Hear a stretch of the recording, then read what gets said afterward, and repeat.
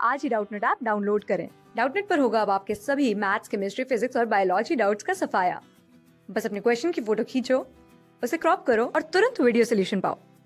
Download now. Hello guys, सवाल क्या है हमारे पास? सवाल है हमारे पास एक प्लैंक है जो कि 10 केजी का मास का है, जो कि स्मूथ हॉरिजॉन्टल सरफेस पे रखा है। ठीक है। और उस प्लैंक के ऊपर हम दो ब्लॉक रखते हैं, ए और बी, दोनों का मास 5 केजी। ठीक है। और ए और प्लैंक के बीच में coefficient of friction mu is equal to 1 है, और बी और प्लैंक के बीच में coefficient of friction mu is equal to 1/2 है। ठीक है। हमें मैच करना है टेबल 1 और टेबल 2 को। ठीक है। टेबल 1 में हमारा पहला क्या है? एक्सेलरेशन ऑफ प्लैंक बताना है। ठीक है। तो प्लैंक की एक्सेलरेशन निकालने के लिए हमें सबसे पहले इसकी फ्री बॉडी डायग्राम बनानी पड़ेगी। ठीक है। प्लैंक का जो प्लैंक का जो सरफेस है वो हमारे एक तरफ ग्राउंड से कनेक्टेड है, और ग्राउंड हमारा स्मूथ है। ठीक है। तो ग्राउंड की वजह से कोई फ्रिक्शन फोर्स नहीं होगा, और हमारे पास दो ब्लॉक्स इसके साथ कनेक्टेड है। तो और इन दोनों ब्लॉक्स के जो कनेक्शन हैं इसके हमारे सरफेस रफ है। ठीक है। तो इन ब्लॉक्स की वजह से इस पर फ्रिक्शन आएगा। ठीक है। इस ब्लॉक की वजह से इस पर फ्रिक्शन आएगा इस तरफ।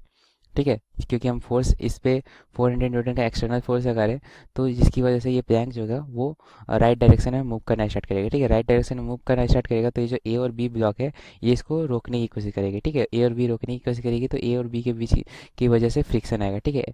ए की वजह से फ्रिक्शन एफ ए आएगा, और बी की वजह से फ्रिक्शन एफ बी आएगी। ठीक है। और अगर इन फ्रिक्शंस की लिमिटिंग वैल्यू की बात करें, इस फ्रिक्शन का जो एफ ए का जो लिमिटिंग वैल्यू होगा वो हमारा क्या हो जाएगा?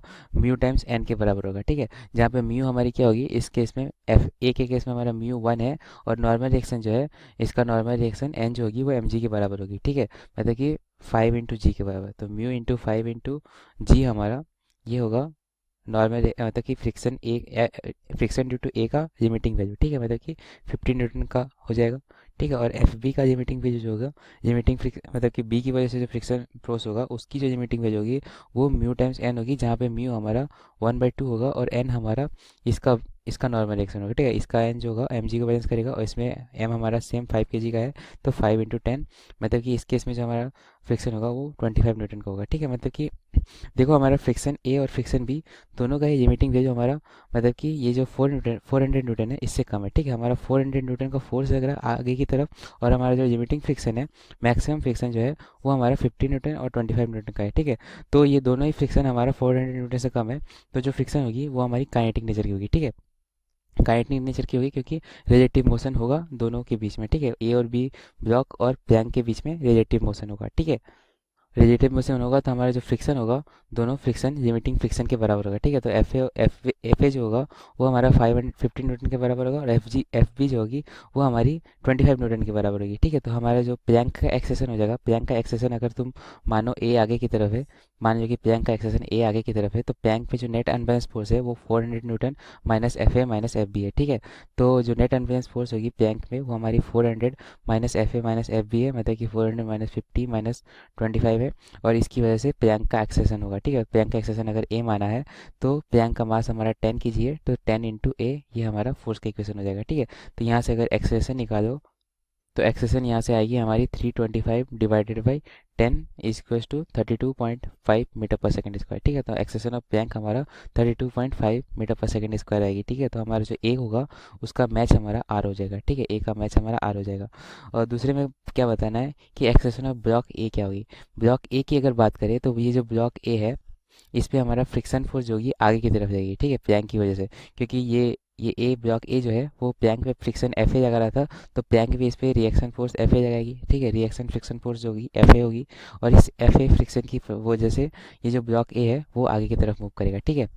मतलब कि ये जो ब्लॉक ए है इस पे फ्रिक्शन फोर्स एफ ए आगे की तरफ लग रही है, और इसकी वजह से ये ब्लॉक ए जो होगी एक्सेशन, मतलब कि मान लो कि ये ए एक्सेशन से आगे की तरफ मूव कर रही है। ठीक है।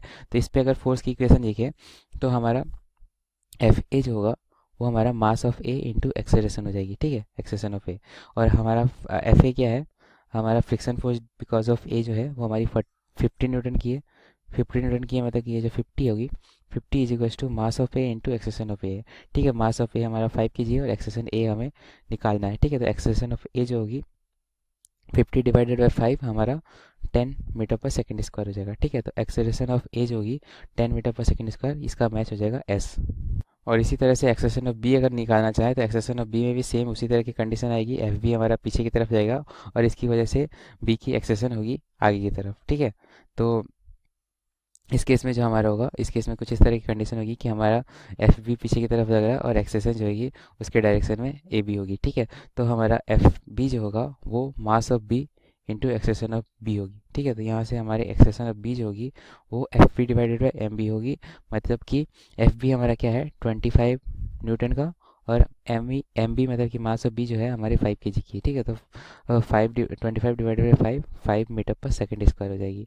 तो हमारा एक्सेलरेशन ऑफ बी हमारा 5 मीटर पर सेकंड स्क्वायर हो गया, और एक्सेलरेशन ऑफ ए हमारा 10 मीटर पर सेकंड स्क्वायर हो गया, ठीक है। तो हमारा सी का जो मैच होगा, एक्सेलरेशन ऑफ ब्लॉक बी हमारा क्यू से मैच करेगा, ठीक है। तो सी हमारा क्यू से मैच करा।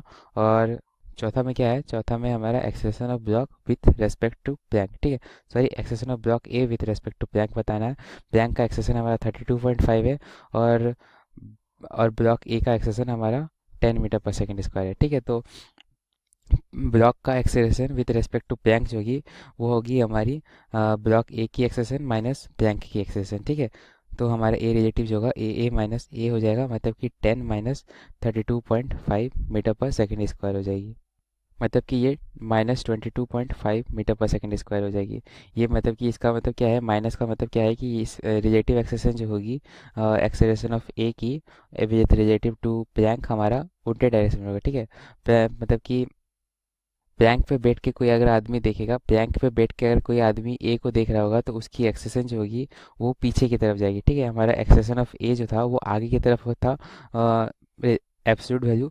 तो अगर प्लैंक के ऊपर, अगर प्लैंक पे बैठ के कोई अगर आदमी देखेगा उस ए को, तो उसको दिखेगा कि ये जो ए है वो पीछे की तरफ 22.5 मीटर पर सेकेंड स्क्वायर से जा रही है, ठीक है। ये हमारा नेगेटिव साइन का मतलब यही हुआ, ठीक है।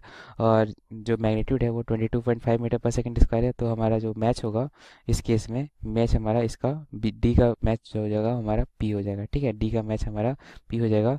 तो हमारा जो फाइनल मैच होगा वो क्या होगा, ए का मैच हमारा आर के साथ है, बी का मैच हमारा एस के साथ है, सी का मैच हमारा क्यू के साथ है, और डी का मैच हमारा पी के साथ है, ओके। तो ये हमारी फाइनल वैल्यू आ गई मैच की, ठीक है। क्लास 6 से 12 से लेके नीट IIT जेई मेंस और एडवांस के लेवल तक 10 मिलियन से ज्यादा स्टूडेंट्स का भरोसा। आज ही डाउनलोड करें डाउटनेट ऐप या व्हाट्सएप कीजिए अपने डाउट्स 8400 400 400 पर।